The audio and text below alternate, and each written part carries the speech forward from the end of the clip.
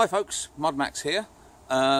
Here's a Sunday afternoon hunt that I had last Sunday, funny enough, and there's one extremely nice find in there, and a few interesting bits that we'll have a little look at in the wash-up. And in the middle of this video, I'm also going to have a review of this bad boy. So let's get stuck in, shall we? I was pretty sure that was close to the surface. Oh. This is tiny. I'm actually losing this. Oh. Yep, tiny bit of lead.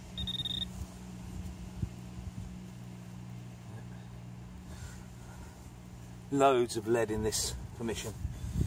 But it really does denote age. I've had some good finds around here before. Okay. Still in the hole job. Oh, yeah, it grunted off the back. I knew I was taking a chance with that one. That's a huge lump of iron. Oh, yeah. Yep. Oh well, I suppose I better get it out now. Oh, oh, oh, it's not a bit of chain. God. Yeah, I was warned. Okay, quiz question time. That was the last bit of soil. That was length of the probe. How does a wafer-thin ultralight piece of foily stuff manage to sink so far? I mean, how? Well, for a minute there I thought I'd been fooled by big iron, but it's not rusty, and it's worked. And I've no idea whether that's just a latch or something more ornate. It was deep. It was a real squeaker. Yeah, that all needs cleaning up, and then we can get a better idea of what it may or may not have been. It's dented on this side. It's been sort of chiseled away to a certain shape. But that's interesting. It might be a bit of scrap, but it's certainly not iron. I really don't think so. What on earth? We'll clean that one up for sure. Well, this is an abject lesson on why you don't give in on a signal. I've no idea what this is. I can't even see it. But the signal completely disappeared. And I had a bit out, spun it around, and it came back. And I mean it completely disappeared.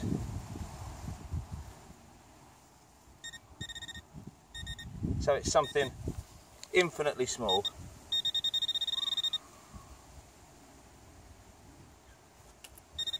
Okay, we've picked it up. Is it that? Yes, it would appear to be that. Whatever that is. Or was it that was underneath it? So that is a tiny, tiny little fragment of metal. That could easily be a Roman minim. But it literally, the whole signal just disappeared. From a complete, clean, clear signal, it disappeared. And obviously it was just the way it was laying when I'd moved it.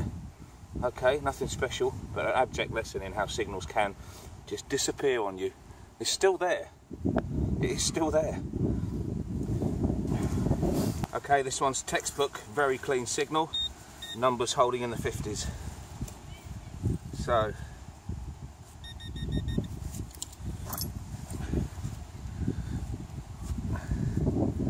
let's be hopeful.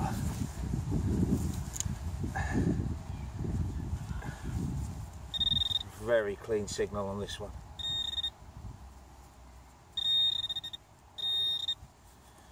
Okay. Gently does it. Oh, you little swine. It's a bit of a can. Oh, best signal of the day. Never mind. Okay, this is a nice one. Straight in at the top. I say nice one because the numbers are nice and steady. Late 70s, early 80s. Signal. Some depth. And it's in here. There it is.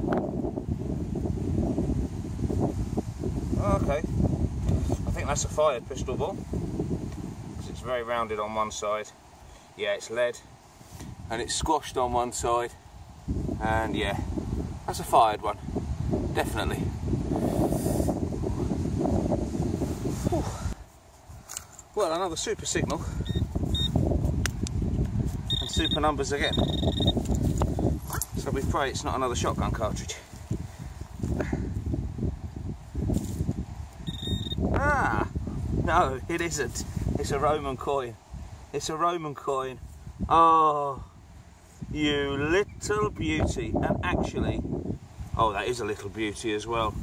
That is an absolute beauty. And we're literally not far from where I found my last Roman coin. We're just the other side of the fence, actually. Yeah, so we've literally hit another one. Literally 20 yards from where I had the last one. Not even that, maybe. Oh, that's fantastic. Let me clean that up for you. Let me get you a still of that. That's a beautiful little Roman coin.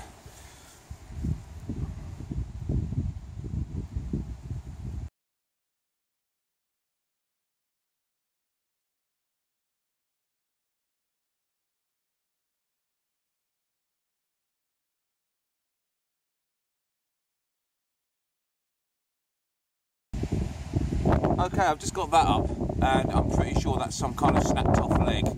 It's got a raised side, that side. Sorry about the wind, folks, it's really bad today. Very flat, definitely worked, and definitely old. And very close to where I just had the Roman coin, so I'm sticking around this patch. I think I might have hit on something. Okay, stonking signal, stonking numbers, and literally one step away from where I had the Roman, which always fills you full of expectancy, doesn't it? Because that's what finding goodies kind of does to us, doesn't it? You suddenly think that every other target's going to be the next one, and the next one, until you find a couple of shotgun cartridges and whatnot, and then you come back down to earth with a bang. Just check the hole, I'm sure it was in the sod. Yep, there it is, over that way. A bit further over the sod. Not quite. Oh, strange. Yes, you must be out. Ah, yes. Leading me a merry dance, as little scraps of foil often do. It's not foil. It's tin, I think. But yeah, no Roman, and back to earth with a bang. Oh, the wind's really getting bad now, folks. Blowing around me. Okay. Didn't take me long to find this one.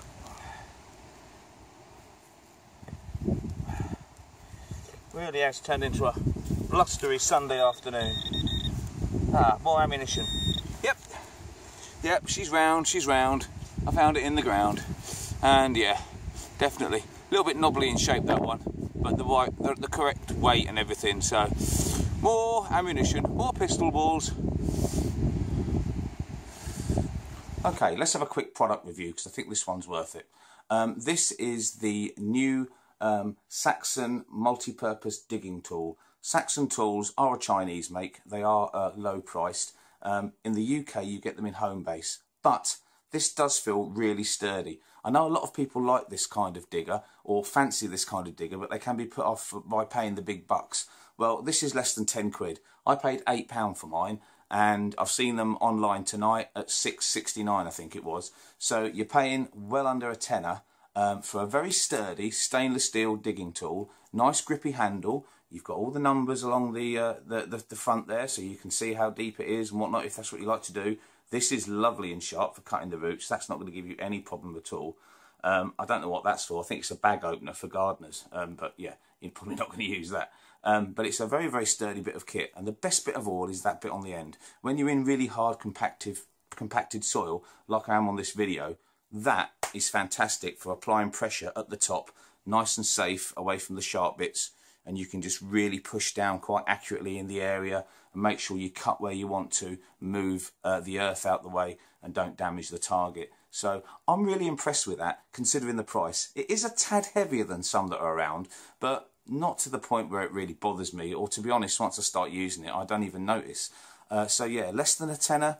If you've ever fancied one of these style of digging tools, but you've been put off by the price, yeah, I would strongly suggest you give that a go. Cracking bit of kit for the money.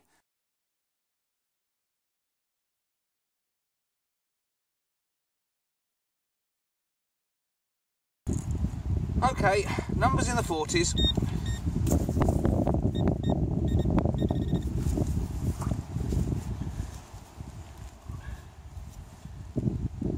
Been on 18 kilohertz today, and it's behaving well for this area.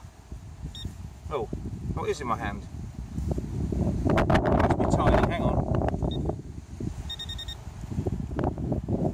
Crikey. One of those. Just the slightest turnaround in it.